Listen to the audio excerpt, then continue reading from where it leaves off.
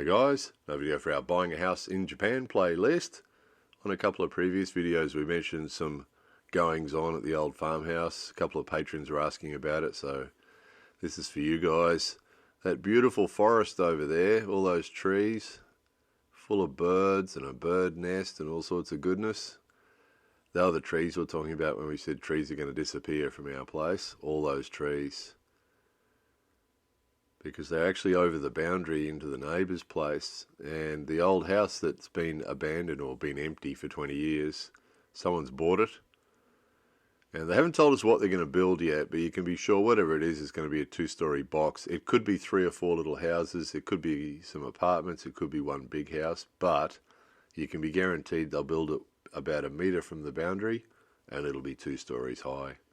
So instead of looking at that little forest there, we're going to have a modern box, one of those little box buildings that we've showed you, a little box house with no character at all, a metre from the boundary, looking down on us.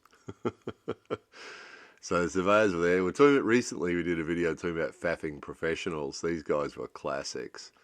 They turned up this first day and they were there for a couple of hours looking at their map and looking totally confused, like they'd never seen a map and a house before. And they put in one pin and then they went away and they came back about a week later and spent another couple of hours there and put in another couple of pins trying to survey the land, totally baffled by it all apparently. Never seen a map before, those two. Faffing professionals, exactly what we talked about. So yeah, they haven't told us what they're going to build, but we know what it's going to be. It's going to be similar to that place across the street probably, but it'll be about a metre from the boundary. So we're pretty disappointed. We like those trees. There's birds that live in there and there's a nest in there, and it's really private obviously, isn't it? You know, we can do things out the front of our house. So the owner turned up, gave us his little bag with its chocolate in it. This is classic when you buy a new house or when you move into a new house, you go around all the neighbours and you give them a present. And so he's doing that now.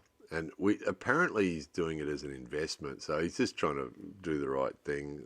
They have an obligation to do this, right? So it just doesn't mean anything, though. That was the conversation. He brought that around, and I asked him about keeping the trees. You know, look, can we just keep one row of trees like a foot wide, you know, just to, you know, give us some privacy from the new place? And oh, he said, oh, it's difficult. Oh, it's difficult. He said, yeah, right. Very sorry, it's difficult, he said, which means no. They'll clear it. They'll totally clear it. It'll be one big flat rectangle when they're finished before they start building. So, interesting side note, we've got water that comes from the bathroom in the kitchen, not from the toilet, from the bathroom in the kitchen. It goes underneath the ground here, and then it comes out over here at this rainwater drain that goes down the back of his place. So we're a bit nervous about this as well. So this also takes rainwater from the other neighbour's place as well, and ours, and this other neighbour to the left.